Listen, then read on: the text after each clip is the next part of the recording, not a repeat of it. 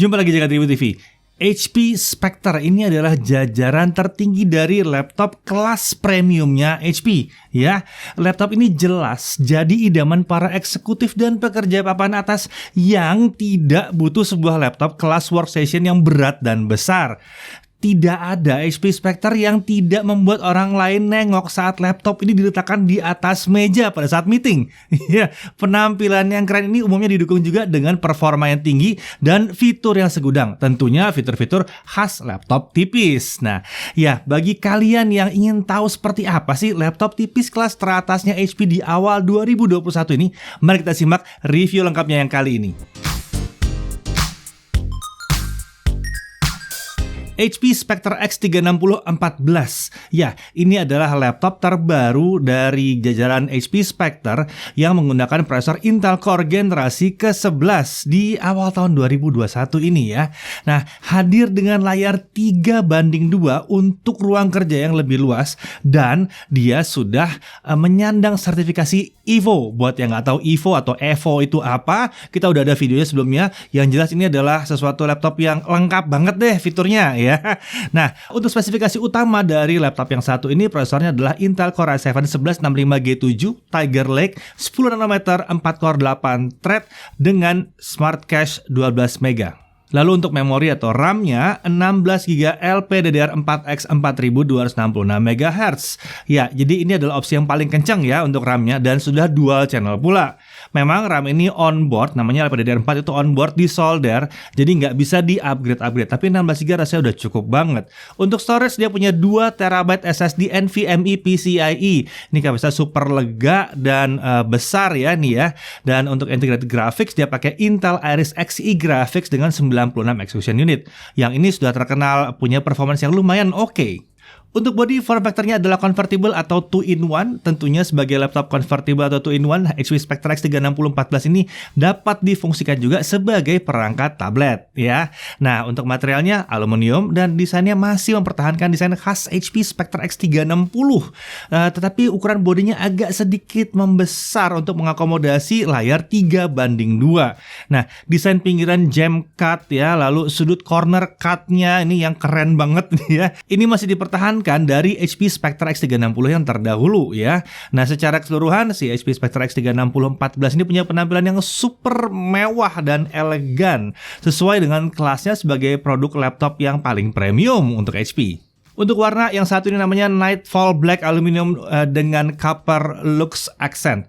Apapun namanya, ini adalah warna klasiknya dari Spectre ya, hitam atau coklat tua dengan aksen-aksen tembaga, itu keren banget memang ya.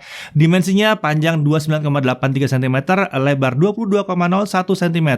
Ini si lebarnya agak besar nih ya karena layar 3:2. Lalu ketebalannya hanya 1,69 cm. Untuk bobotnya laptop ini total hanya 1,29 kg, sementara chargernya ada di 204 gram ya. Charger ini adalah charger 65 watt dengan konektor USB Type-C. Jadi bisa dipakai buat ngecas smartphone juga kalau dibutuhkan ya. Nggak perlu bawa charger smartphone lagi, gantian aja ngecasnya. Bisa. Nah, chargernya juga menggunakan braided cable, membuat dia durability jadi tinggi ya. Total bobot charger plus si laptopnya ini sendiri ada di kisaran 1,49 kg kalau mau dibawa-bawa. Masih tergolong ringan ya. Untuk display ini adalah layar touchscreen tentunya 13,5 inci. Jadi walaupun namanya HP Spectre X360 14, ukuran layarnya itu sebetulnya 13,5 inci. Penamaan ini seperti dilakukan agar calon pembeli tidak tertukar dengan HP Spectre X360 yang 13. Karena yang versi 13 itu yang menggunakan layar 13,3 inci tapi 16:9. Jadi 14 ini 3:2 lebih gede aja layarnya gitu. Nah, tentunya ukuran 13,5 inci ini membuatnya cocok untuk yang membutuhkan laptop dengan ukuran layar yang besar tapi tidak menginginkan laptop layar 14 inci karena terlalu besar bodinya mungkin ya. Nah, untuk resolusinya adalah 3K. Jadi 3:2 ini 3000 kali 2000 pixel 60 Hz. Aspek rasio 3:2 ini membuat sisi tegak layar jadi lebih tinggi ya, lebih panjang ya, membuat ruang kerja jadi lebih besar secara vertikal, dan membuat pengguna dapat melihat lebih banyak konten dalam satu layar sehingga tidak perlu melakukan banyak scrolling saat buka website, dokumen, spreadsheet kayak Excel dan yang lainnya. Dan yang paling menarik lagi dari panel ini adalah, ya ini adalah panel OLED. Ini bukan panel kaleng-kaleng, ini panel OLED 100% DCI P3, udah bukan sRGB lagi, kita urusnya sudah DCI P3. OLED 100% DCI P3, 400 nits, jadi kecerahannya tinggi banget, dan penyimpangannya atau delta E-nya ada di bawah 2. Wow, ini layar apa? Ini sebetulnya layar cocok banget buat video editing ya. Dan dia udah support HDR dan VESA Certified Display HDR juga ya. Terdapat software HP Display Control untuk mengatur color profile layar dengan pilihan default, web atau sRGB, ada printing and imaging, Adobe RGB, lalu ada photo and videos di DCI P3, native, ini tidak ada optimalisasi warna, kemudian ada auto, color profile-nya bisa secara otomatis menyesuaikan berdasarkan software apa yang dijalankan. Misalnya kalau kita menjalankan Chrome atau Edge gitu ya, browser, jadi profile web sRGB langsung diaktifkan. Pengguna juga dapat mengatur secara manual color profile apa yang akan diaktifkan saat sebuah software dijalankan. Layar HP Spectre X36014 juga dilengkapi dengan focus mode di software HP Command Center. Saat diaktifkan, window aplikasi yang sedang digunakan akan dibuat tetap terang, sementara window aplikasi yang di latar itu akan diredupkan. Nah, selain membuat pengguna lebih fokus dan tidak terdistraksi, fitur ini diklaim mampu menghemat baterai karena tidak semua bagian layar harus dinyalakan dengan terang ya. Nah, permukaan layar laptop ini juga glossy seperti umum ditemukan pada layar touchscreen. Tapi menariknya, permukaan layar ini sudah menggunakan anti-reflection Corning Gorilla Glass yang mengurangi efek yang menyilaukan pada layar. Pantulan-pantulan itu dikurangi, sekaligus dia juga jadi lebih tahan gores. Ya tentunya layar sentuh akan membutuhkan kemampuan ini ya, apalagi dia bisa pakai stylus juga. Nah, layarnya juga sudah menggunakan desain bingkai layar micro edge display yang super tipis di 3 sisi. Ini membuat screen to body ratio mencapai 90%. Untungnya HP tetap menempatkan kamera 720p 30 fps dengan ukuran modul 2,2 mm di area bingkai atas, tidak dipindahin ke bawah, ya tetap di atas. Nah, bicara soal stylus yang tadi kita bahas juga, untuk operasional layar touchscreen diberikan HP Rechargeable MPP 2.0 Tilt Pen. Nah, ini pada paket penjualannya ada ini ya. Ini memudahkan aktivitas seperti membuat catatan atau menggambar misalnya ya. Dan ini sudah mendukung Microsoft Pen Protocol 2.0 ya. Nah, fungsi keseluruhan stylus langsung aktif tanpa memerlukan konektivitas tambahan seperti Bluetooth. Nah, fungsi tombol ini dapat dikustomisasi dengan menggunakan software HP Pen Control. Hal yang menarik juga, dia sudah dilengkapi dengan fitur palm rejection. Jadi kalau dipakai buat gambar ya nggak ada takut-takut kena telapak tangan, nggak ada masalah. Pen ini juga dilengkapi dengan baterai yang bisa diisi ulang, dilengkapi dengan konektor USB Type-C ya untuk ngisi ulangnya ya. Dan ini diklaim punya daya tahan hingga 30 hari. Lama banget sekali ngecas ya. Terdapat indikator lampu di ujung sebelah atas stylus yang menunjukkan status charging dan baterainya. Stylus dapat dibawa dengan tempelkan di sisi kiri body karena ada magnetnya di situ ya, atau bisa juga dimasukkan pada tempat stylus di sleeve bag. Nah, untuk audio, dia menggunakan solusi audio dari Bang & Olufsen, dilengkapi dengan 4 buah speaker, 2 di sebelah atas keyboard mengarah langsung ke pengguna dan 2 mengarah ke permukaan meja. Ada software B&O Audio Control mengatur audio profile dan equalizer juga. Kualitas suaranya ini lantang dan salah satu yang terbaik yang pernah kita dengar. Sayangnya memang karena ada 2 speaker yang ngadep ke bawah, kualitas suara ini sangat maksimalnya tuh kalau tetap di atas posisi di atas meja. Jadi itu akan paling lantang, paling asik kedengarannya kalau dia di atas meja, karena yang 2 di bawah jadi sangat efektif sekali. Sementara itu yang 2 di atas membantu mengisi jadi fillernya ya. Luar biasa, emang keren banget sih suaranya speaker satunya nih ya. Lalu untuk konektor-konektornya di sisi kiri kita bisa lihat ada satu Type A USB 3.1 Gen 2 10 Gbps, ini mendukung fitur HP Sleep and Charge juga. Di sisi kanan kita lihat ada satu micro SD card reader, ada satu Thunderbolt 4 dengan konektor Type-C, ingat ini Evo jadi ada Thunderbolt 4-nya. Lalu ada satu 3,5 mm audio combo jack, lalu kemudian ada satu Thunderbolt 4 dengan konektor Type-C. Nah, masing-masing konektor Thunderbolt 4 ini mendukung USB 4, display out dengan protokol DisplayPort, support power delivery juga, dan mendukung fitur HP Sleep and Charge ya. Masing-masing konektor dapat digunakan untuk nge-charge laptop tentunya. Jadi tinggal colok aja, tinggal pilih aja mana yang mau dipakai ya. Siap dipasangkan juga dengan perangkat Thunderbolt seperti SSD eksternal atau GPU eksternal. Kalau konektornya masih terasa kurang, tenang. HP masih menyertakan aksesoris HP Elite USB-C Hub yang menyediakan tambahan konektor seperti satu Type A USB 2.0, satu Type A USB 3.1 Gen 1, satu HDMI ukuran normal, dan ada satu Type C USB untuk nge-charge si laptop sendiri. Jadi dalam paket penjualannya sudah lengkap banget konektor-konektornya ya. Nah, untuk konektivitas wireless dia menggunakan modul Intel Wi-Fi 6AX201. Jadi ini sudah Wi-Fi AX atau Wi-Fi 6 ya. Mendukung multi-user MIMO, gigabit Wi-Fi, dan tentunya Bluetooth versi 5.1. Untuk keyboard, desain dan layoutnya ternyata mirip dengan HP Envy X360 tahun 2020 yang pernah kami review sebelumnya. Keyboardnya dibuat dengan bahan organik yang dapat diperbarui dengan switch tipe scissor ya, tipe gunting di situ. Travel distance-nya 1,5 mm, jadi enak banget dipakai buat ngetik ya. Backlightnya putih dengan 2 tingkat kecerahan, dan ini semua bisa diubah dengan tombol F4. Untuk tombol power ini menyatu dengan keyboard dengan posisi di sebelah atas tombol backspace. Pada saat kami coba untuk tekan beberapa kali ini tombol power ini ya, laptopnya tetap dalam kondisi menyala dan tidak pindah ke kondisi sleep. Laptop baru masuk ke kondisi sleep jika tombol ditahan beberapa detik. Jadi jangan takut kepencet, nggak masalah. Lalu beralih ke touchpad, layar 3:2 dari Spectre ini membuat touchpadnya jadi luas dan lebar. Posisinya cenderung center to body dan sejajar dengan tombol spacebar plus alt yang kanan. Dan menyenangkannya lagi dia sudah menggunakan Windows Version Driver, jadi enak makainya. Untuk security dia pakai biometric security tentunya ya. Ada fingerprint sensor dengan posisi di area tombol keyboard di antara tombol alt kanan dan panah kiri. Ini menggantikan tombol kontrol kanan. Posisinya yang agak nggak biasa memang di sini ya. Nah, kemudian ada juga kamera inframerah untuk pengenalan wajah. Kemudian webcam privacy shutter itu juga ada dan bisa diaktifkan secara digital dengan menekan tombol khusus di kiri tombol power, di sebelah kiri tombol power ya.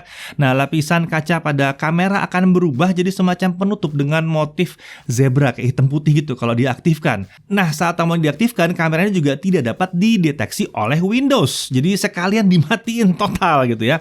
Kemudian ada juga tombol khusus untuk mematikan mikrofon laptop dengan cepat. Ini menyatu dengan tombol F8. Nah, saat dimatikan, lampu indikator warna jingga di tombol akan menyala. Jadi pengguna tahu apakah mikrofonnya sudah mati atau belum. Oke, mari kita sekarang masuk ke bagian performance-nya si laptop ini.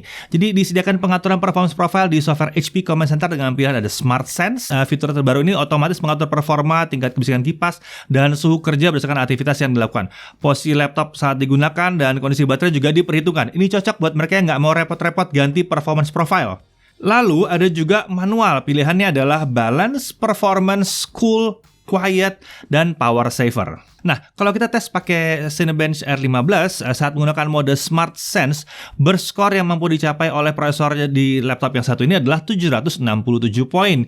Sudah tergolong tinggi walaupun bukan tinggi-tinggi amat ya. Tapi kalau kita pasang di mode Performance, burst score di awal yang dapat dicapai adalah 990 poin. Yap, ini adalah skor yang kita harapkan dari sebuah Core i7 1165G7. Untuk sustain performance atau performance yang bisa dipertahankan di mode Smart Sense, tampaknya skornya berfluktuatif di kisaran 600-700 poin.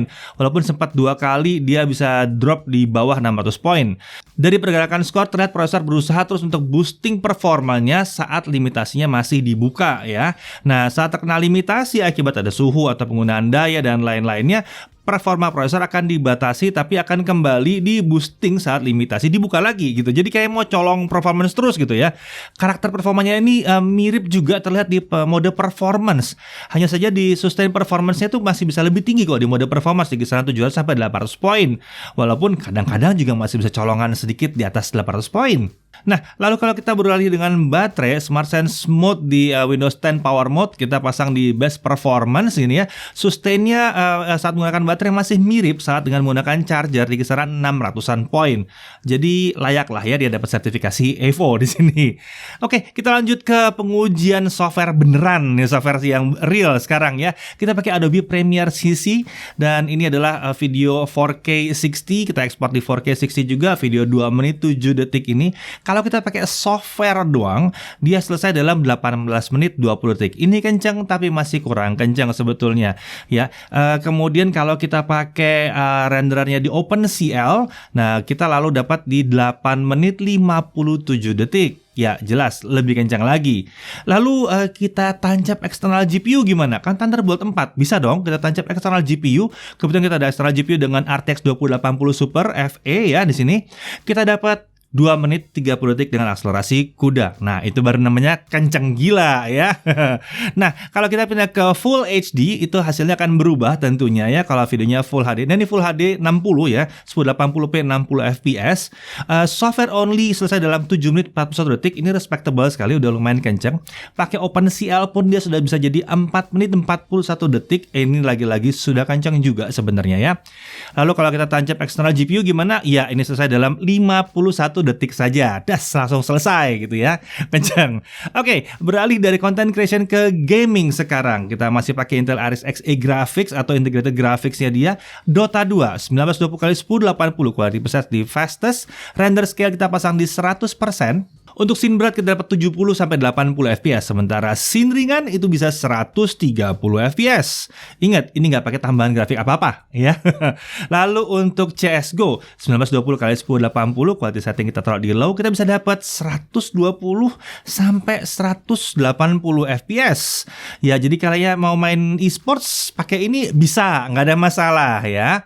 Kemudian untuk Genshin Impact versi 1.2 1920x1080 quality preset di lowest, render scale di 1.0 ya.